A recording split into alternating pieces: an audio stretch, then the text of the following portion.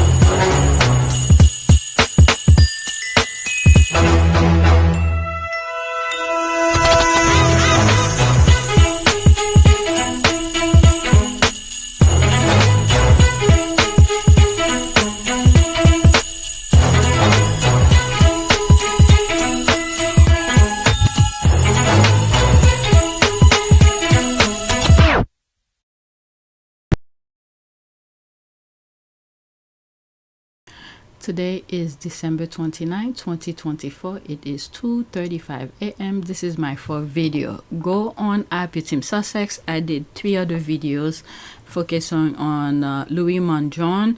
I probably pronounce his last name. 2 videos on him, his background, and some of the things that he's facing. And the third video was a little bit more about Harry and Meghan, and Better Up. GB News was talking about it. I review a video from GB News. Okay, so go on INVICTUS Sussex to check it out. So let's do this video really quickly. I have about 7 tweets to share with you. Right, I forgot what some of those tweets are about. Some of them look like are on BlueSky as well. So 7 of them. Before we do, let's look at the background here. Feel free to skip. 4,027 subscribers. New subscribers, welcome. As I just said, I have another video, INVICTUS Sussex. I will suggest you to subscribe to it as well, because I sometimes discuss other things that's not too pleasant over there. But here I try, when I come across from tweets that are a little bit more pleasant about Harry and Meghan, I put them here. And then I have another one that focuses on their work, and I haven't posted much lately on that channel, and it's not monetized. Okay, YouTube decided not to monetize it for whatever. Estimate revenue $80.54. Analytics 478 views in the last 48 hours. So let's go on Twitter. Okay, so this is the first tweet. Pre-Harry, this is how Meghan spent her time away from suit. The corrupt royal voter writes hundreds of false articles every day and part of an organized smear campaign against her. Don't let them get away with it. It's not okay. Okay? So there's the response to that. Fact matter, the truth matters. The UK media rebels against facts and the truth reveal to the world that they're unethical and lack integrity. Basic 101 journalism is no longer a consideration. Okay, so let's go into the retweet. That was back in 2022. Someone posted that. It's not just a glass of water. It's a glass of hope. It's the most obvious basic necessity for health and wellness. Just like air, we need water. We simply can't live without it. Princess Meghan, Duchess of Sussex, Meghan Markle. So it's 45 seconds. I'm sorry, there will be screenshots. Okay, let me go through it really quickly and then we could see. Okay, very quickly. All right, so maybe I'll pick one screenshot and that'll be it for the screenshot, but listen to the audio. Okay, because I can't play it or YouTube gonna block the video. Day, I invite you to take a stand with me. On this day and every day, just know that what you have easy access to is a luxury for so many people. So let's make a pact to not take that for granted. Markle brought us the water we use. We now have drinking water and water to do other things.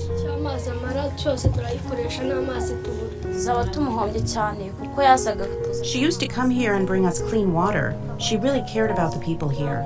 We would use the clean water and wouldn't get sick anymore. More than 130 families have benefited from the water project. Most expressed gratitude and wished Markle the fairy tale life they say she deserves. Okay, so that's Today, I nope, invite let's you to pause. There's no comment. Let's go to the next one. They just blacked the comment. That's what it is. And there's about 412 retweet of it. So this is from the docu-series. Again, they blacked that comment. Okay, so they retweeted that.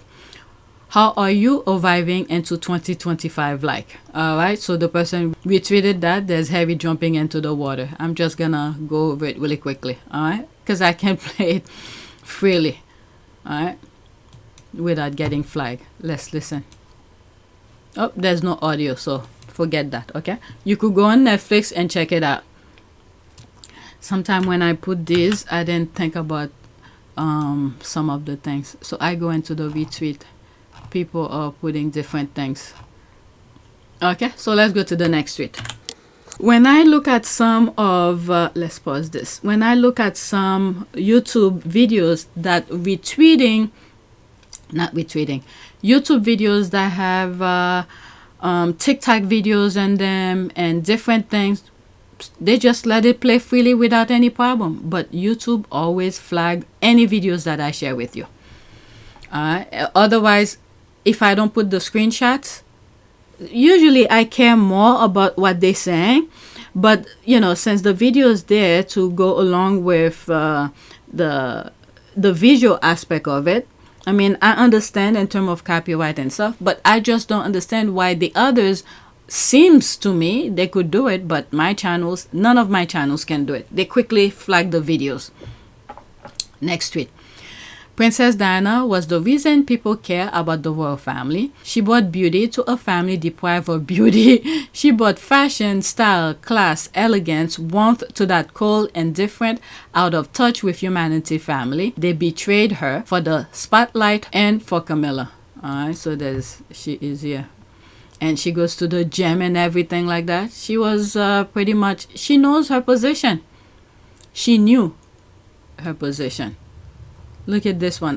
When I first came across it, look at not even having eye contact, as if the people are bothering her. It's like, yeah. Look at it.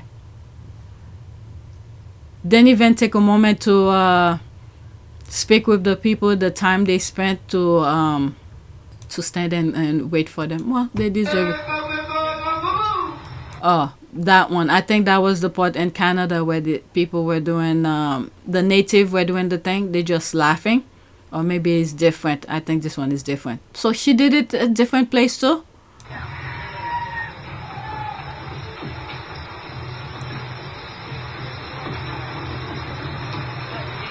Oh my God, she's laughing behind the thing.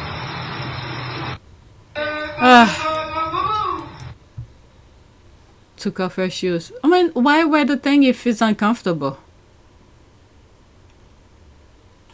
Oh, whatever.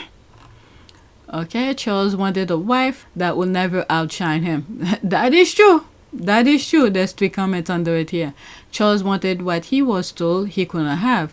The whole sorry saga boiled down to petulant men didn't get his own way. That is why he personally revealed their affair on live TV to finally force the issue once and for all. Charles just didn't like being told no. He got it. Charles wanted to be with the woman he loved. That is true. That should be obvious by the fact that he still loves her. Well, until into his 70s, he wasn't in love with Diana. Not to mention that Diana was far from perfect herself. Get over it. I mean, what they did to her is unbelievable. If they had told her the truth and the purpose and reason Charles was marrying her, maybe I would have understand. But they lied to her. That's something, you know, the royal family should never be forgiven for, because they manipulated her, and she was young too.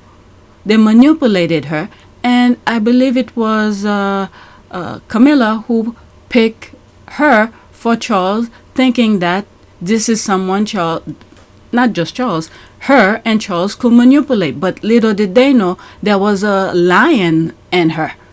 She could fight. Alright, she did her best to do, you know, with the circumstances. She thought that Charles loved her. She even went to the queen and asked the queen for help because she wanted her husband. But if Diana had hoped to get support from the Queen, she was sorely disappointed. According to the princess, the Queen turned a cold shoulder to her appeal for help. The princess described an emotional scene inside the walls of Buckingham Palace. And I was sobbing, and I said, what do I do? I'm coming to you, what do I do? And she said, I don't know what you should do. Charles is hopeless. And that was it. That was help. So I didn't go back to her again for help, because I don't go back again if I don't get it the first time right. And so over the years, Diana never talks to me. I never know what's going on. Silly girl. She even confronted Camilla to leave her husband alone. When you saw her, which is mentioned in the documentary, when you saw her confront Camilla, were you surprised? No, I wasn't surprised. This was the occasion of Camilla's sister's birthday. And she and the Prince of Wales went to this party, which to me was slightly surprising because Diana must have known this was going to be a difficult one, knowing that Camilla would be there. But that wasn't for me to say. I did my bit, we arrived. And I'll never forget it because when Diana arrived at this house and this party, I didn't think even the guests themselves were expecting Diana to be there. And it was like freeze framing a picture from a period piece of history, people dressed in their black tie and dresses, and suddenly this was a complete shock that Diana had arrived. But anyway, some hour later, I heard my voice being shouted out. I was having something to eat in the kitchen. And Diana said, I can't find my husband or Camilla. And I said, what do you want me to do about that? Well, she did say, I want you to come with me. But anyway, we eventually confronted Giles and Camilla, who were sat on a sofa talking somewhere else in the house. And Diana, remarkably calm, said to Camilla, look, don't treat me like an idiot. I know what's going on. And at that point, Camilla said something really strange, which, as I said in the film, never really understood it. She said, it's okay for you. You've got two wonderful boys. So I said, Camilla, let's sit down. So we sat down, and I was terrified. And I said, Camilla, I'd just like to know that I know exactly what's going on. And she said, I don't know what you're talking about. And I said, I know what's going on between you and Charles. And I just want to know that. And she said to me, very interesting, she said to me, you've got everything you've ever wanted. All the men in the world fall in love. You've got two beautiful children, what more do you want? Now, I knew at this particular point, any chance of any reconciliation here was seriously out of the question. And as I say in the film, that this was then the real beginning of the end, because at that point, Diana, post the separation, began a solo career in Paris, in Pakistan, working in a way that I'd not seen her for some time, really upbeat, really extraordinarily upbeat. I think because at that point now she realized that there was no chance of reconciliation. There was only one direction, and that was divorce. Okay, but you can force somebody to love you. When she did all that she could possibly do to get her husband back, and she was young, and none of them, nobody wanted to help her. Everyone around the institution was lying to her. So she was young. I mean, put yourself in her shoes. Okay, after she confronted the Queen, she went to Camilla. She spoke to Charles. She spoke to all the important people to get her husband back. And then you have the institution, men in grey suit, lying for Charles. I mean, what else can she do? She was young. Everybody needs someone to love. So she did what she had to do. Then eventually, they get divorced. But yet, the other one still can't be satisfied knowing that she was doing good thing. He didn't want her to be outshine her.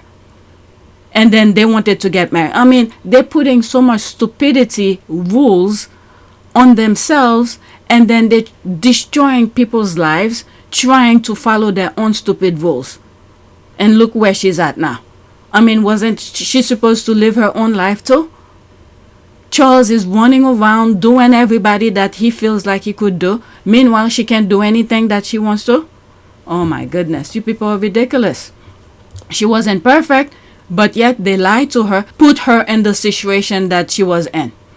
A high school principal had a saying that sounded like this: the moment you find a job arduous and or you are not enjoying it, it's time to go. Yeah, like I was saying in some of my other videos that I said today about how the US system is destroying the schooling system, which should have been a place where expose kids to many variety of field. That way, when they get older, they could choose what they like and then make their work enjoyable. But they're destroying the schooling system. Kids are, I don't know. There's no after-school program. There's nothing to sort of make kids' mind, exposed to so many things. So that way, when they get older, they could focus on the things that they enjoy and go to college to study the thing that they enjoy a little bit more. But they're destroying the schooling system. So it's almost like that. Okay, this is the truth. King Charles carrying the shoes of his ragged wife on his hand like he was the groundkeeper. Oh, was the day the last piece of the made-believe royal hype flushed down the toilet along with all the facade. Disgraceful behavior. Whatever, but it seems like they're making sure people should like mediocre thing. All right, next tweet. Not Vanity Fair throwing shade at the leftovers. Invitation which should have been rejected by Montecito Palace. Okay, did I share this already? I think I did. Okay, Meghan Markle and the Christmas tradition she won't give up, from carrots for reindeer to board games and guitar improvisations. Christmas is above all a children's holiday, a celebration that Meghan Markle is very attached to and that she loves to make even more magical for her children, Archie 5 and Lilibet 3. Every moment of the holiday is a new adventure. For Meghan Markle, Christmas is a special time not only to celebrate the holidays, but also to create magical memories for her family and children. After the birth of little Archie in 2019 and Lilibet 2021, Meghan Markle and Harry of England, now permanently settled in the United States and far from protocol of the royal family, dedicate themselves, especially during the holidays, to giving unique moments to their children to help them build their personal memory of memories. One of the traditions Meghan Markle is attached to is, she explained in a recent interview in Marie Claire, is leaving carrots for the reindeer. Santa's faithful helpers. The Duke and Duchess of Sussex chose to spend the holidays at their villa in Montecito, California, where they all decorated a large Christmas tree together. No invitation from St. Jerome for Christmas arrived and will have probably been rejected anyway. I love the holidays. The squad makes sure to highlight the part. Yeah, I always say when the half-end was suggested, and I was like, and I was calculating which part of the year will they be taking for themselves, and I felt like from the summer till around this time, that's when they'll be together as a family, because this is where the holiday and things like that are very precious to them. It's a time to be around family. So there's 27 retweet, no comment. They blocked the comment. Next one. This is from BlueSky. There's another one here. Not Vogue calling the royal institution rigid and restrictive. All right, there's some comments here. This was the year Meghan Markle well and truly left royal dressing behind her. So December 20th, 2024. Cute photo apps. The key difference. The Duchess is no longer bound by the same rigid expectation, unspoken or otherwise, she was obliged to take into consideration as a core member of the firm. When the Duke and Duchess of Sussex sent out their 2024 Christmas card this week, much of the focus was inevitably on the rare glimpse it offered of their two growing children, who can be seen running into the outstretched arms of their beaming parents and a photo on the front. But while that picture of blissful domesticity down to the 3 dogs scampering around the family's feet reveals that Prince Archie has most definitely inherited his dad's hair and that Princess Lilibet is now almost as tall as her big brother. Other snapshots reflect the change that has taken place in their mother's wardrobe over the past 12 months. Of course, there is more to the unique position Meghan now occupies on the world stage than the Sussex's new look international promo trips, but these subtle shifts are instructive.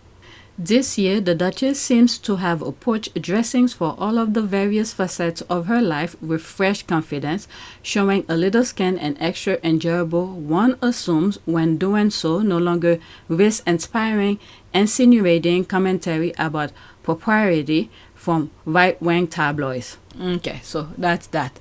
Let's see here. Okay, maybe people are finally starting to see the royal family for the trash they have become. So glad Harry and Meghan are free. Oh my, can't speak any clearer than that. Alright, that's that. Alright, so let's go to the next one. Oh my goodness, I have so much to edit tonight. I did 4 videos. I have one more after this. The mentality sick obsession they have with her. Meghan Markle lives rent-free in their heads. Okay, she point down here. Only tell us how mentally far gone Kate Middleton supporters are, spreading around their mentally sick imagination. Meghan isn't even thinking about Kate or Charlotte. Move on. Okay, so she retweeted that. Okay, I tried not to talk about those kids, but let me, since I have it here, I'll share it and then move on. People who are intimidated by you talk bad about you with hopes that others won't find you so appealing. Alright, so she retweeted that. There's no comment, at least the comment I cannot see. So let's go to the retweet. December 26th. Okay, this is actually weird as hell. Do these people think about Meghan even when taking a dump? Let's be so for real. You know what? I think I covered this and I don't want to talk about their kids. Okay, let's leave that alone. If you say it, you say it, but I don't want to talk about their kids. I think I covered it in one of my videos. I don't feel comfortable talking about their kids. Let them be. When they get older, they start doing their stupidity and things like that. Maybe I'll have a say, but right now they're just children. Next tweet. The last time I believe I talked about them was during the Jubilee. And as a matter of fact, I came to the defense of Louis, the young one. I think that's his name. The older one is George, right? I came to his defense because he's a child. At that time, he was making all those things and you made him sit for a long time. You then bring things for him to do to keep him occupied. So people were bashing him. I came to his defense. As a child, come on. All right. So that was the last time I talked about one of the kids. If there was another time, I don't remember. But let's leave them alone. Next tweet. Okay. And this is my last one. This is funny. 2 minutes and 12 seconds, please. Pay attention. There will be a screenshot. Listen only. I'm not gonna really put too much video. I think everyone in the UK should boycott Netflix. I certainly will be, once I finish The Crown and Emily in Paris. I was sitting there, just in my underwear. I was literally boiling with rage, watching 2 young people laughing and enjoying each other's company. That's not what marriage is about, and I should know. I've had 3. Apparently, they just want to be happy. Well, I'm sorry, this is the United Kingdom. That's just not how we do things. It's absolutely appalling that Harry and Meghan are forcing the press to write about them all of the time. We don't want to. No, they make us. It's a form of bullying. Really? Yeah. In many ways, the real victims are the press. Yeah. I mean, there are so many other things we want to be writing about, but no, we have to write about them. They're so selfish. Race has nothing to do with it. I didn't even know she wasn't white. But I have to say, the first time I saw her, I did think, this one's going to be trouble. I could just tell there was something about her. She was different. It's got nothing to do with race. No. She was American. I could tell just by looking at her. From a distance. Look, if she can't respect our sacred, ancient tradition of curtsying to an old woman because of which family she is from, then I'm sorry, I think she maybe deserves everything she gets. White people take royalty very seriously. we know our place and we never joke about it. That's our culture. And if you can't respect that, then you're being racist. I've seen some people claiming that Meghan was being self-deprecating and showing a sense of humour about the royal family. I'm sorry, self-deprecating and sense of humour? Where do you... That's when she did the curtsy and the Netflix docuseries and the people went berserk that she disrespected the Queen. I think that's what he's making reference to.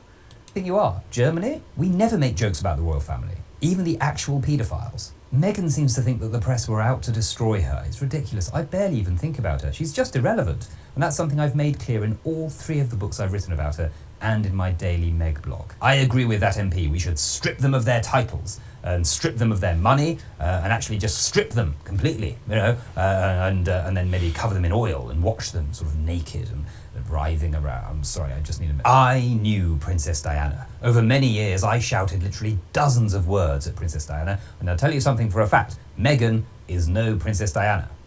I don't fancy her for a start. She's not even blonde. In the end, the best plan is simply to ignore them, and hopefully they'll just go away. Now, if you'll excuse me, a woman who once did Meghan's nails has just tweeted that she has weird fingers, so I need to write 1,000 words on that before lunch. Why won't they leave me alone? Oh my God. Okay, just brilliant. Angela Levine and Movin, that's for you. People are laughing. Perfection. There's that. Okay, so that's it. Please take a moment to subscribe, like, and share. If you want to support this channel, there's a PayPal link and a Cash App link in the description. You could donate. Those who have donated, thank you. And don't forget to check my other channel, like I said at the beginning, INVICTUS Sussex. I did 3 videos prior to this one on today's date. Okay, so that's it. Thank you for watching.